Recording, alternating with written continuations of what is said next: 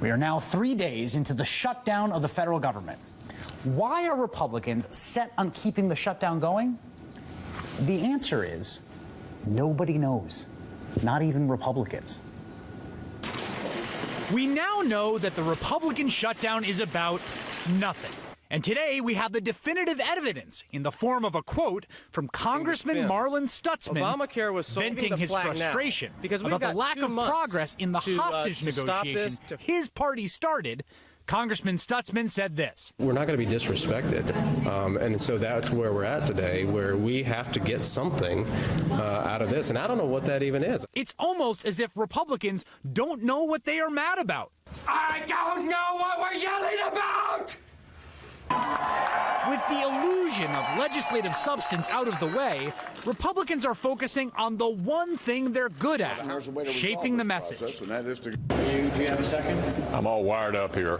I just did CNN. I just go over and over again. We're willing to compromise. We're willing to negotiate. I don't think they poll tested. We won't negotiate. I think it's awful for them to say that over and over again. Yeah, I do too. And I just came back from the 2-hour meeting with them. And that was basically the same view privately as it was publicly. I think if we keep saying we wanted to defund it, we fought for that, but now we're willing to compromise on this, I think they can't. And we're going to. I think. Well, I know we don't want to be here, but we're going to win this, I think. Those were Kentucky's senators, honing the latest GOP talking points fresh after each man used them on live TV. I hear from the American people all the time, why don't you guys compromise? Well, there will have to be a compromise. So we've been offering some compromises. The American people expect us to negotiate. They're saying we won't negotiate. Which is he doesn't want to negotiate. I can't understand why a compromise or negotiation would be bad. Rand Paul and Mitch McConnell were just sticking to the message because with the president refusing to negotiate with hostage takers, the message is all they have left. From their message about the World War II memorial. There was a time during the attack in Benghazi when there were 5 people there. Today there were 7 people trying to keep the World War II vets from seeing the monument. We have more guards there now than what we had standing around our embassies in Benghazi. And they sent more guards to the World War II memorial today than they did to Benghazi. To their message about Democrats' heartlessness towards cancer patients. Well, listen to this. Senate Majority Leader Harry Reid said saving a child with cancer is not his priority. While we work out our differences here in Washington, children should not be denied the treatment. Don't take hope away from those families. It is Obama and the Democrats who want these kids with cancer not being allowed to visit the hospital. And finally, to the granddaddy of them all, the talking point about President Obama negotiating with everyone but Republicans. Let me see if I understand this. The president will talk to Syria, Iran, Vladimir Putin, but he won't talk to members of the House. He'll negotiate with Iran, Putin, but he won't sit down and talk. Who will negotiate with Syria, who will negotiate with Putin, who will negotiate with Iran. Iranians and Syrians and Russians. But he wants to say he's not going to negotiate with Boehner, but he will negotiate with Putin. He can talk to Iran, but don't talk to congressional leaders. But he won't talk with a Republican? This is just ridiculous. We've got the president who's willing to negotiate with Iran and Russia and Syria, but not with the members of Congress. POTUS negotiates with Iran, Putin, but not Congress. Hashtag shocking. The president has the time to negotiate with Iran. He'll negotiate with the Iranians, negotiate with the nation of Iran. Who refers to America as Big Satan. You know, you can talk to the Iranians, you can talk to the Russians, I've heard that talking point a lot. Republicans. Let me just ask you this it's question, a good though. If it's extreme, it is a good talking point, but that's what it is. Republicans cling so tightly to their message to obscure one thing. Obamacare, the original reason Republicans shut down the U.S. government, well, it looks like it might be working.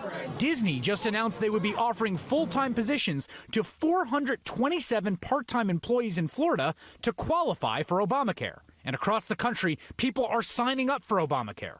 People like Butch Matthew, a Republican who signed up for Obamacare after he realized it would save him $13,000. Kimberly Heacock, an uninsured worker, was relieved after she signed up. I found out today that that I do qualify at my level, and so I'm excited about that. Reverend Donald Morton didn't have insurance before this week. I myself was not approved for health care because of pre-existing conditions. So while I'm a pastor, while I have a PhD, I'm a regular citizen.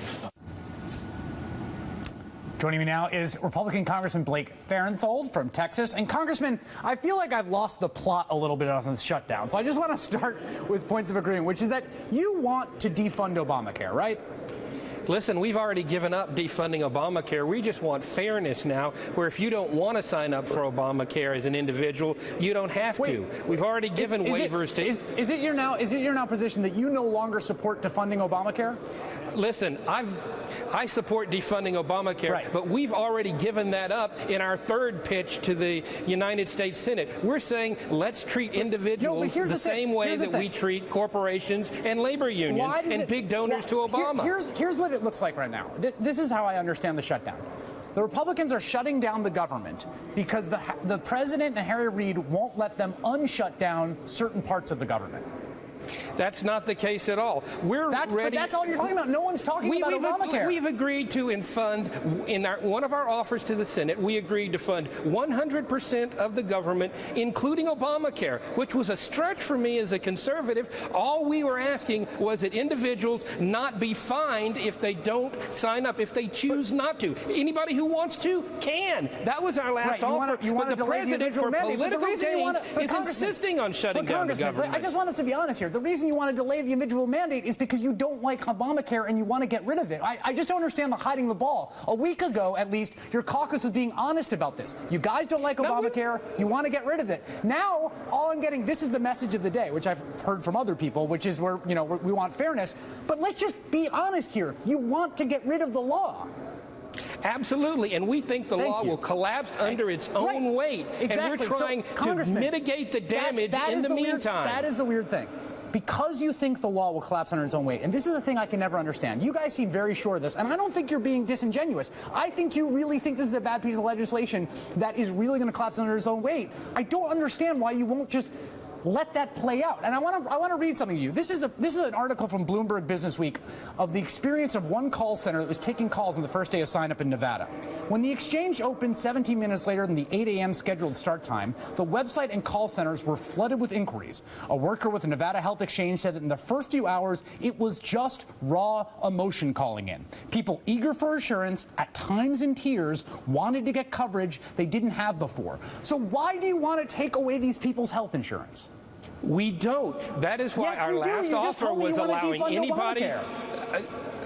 Our last offer was allowing anybody who wants to sign up to sign up. And believe me, that was a stretch for a lot of us. Congressman Blake Farenthold from Texas, thank you so much.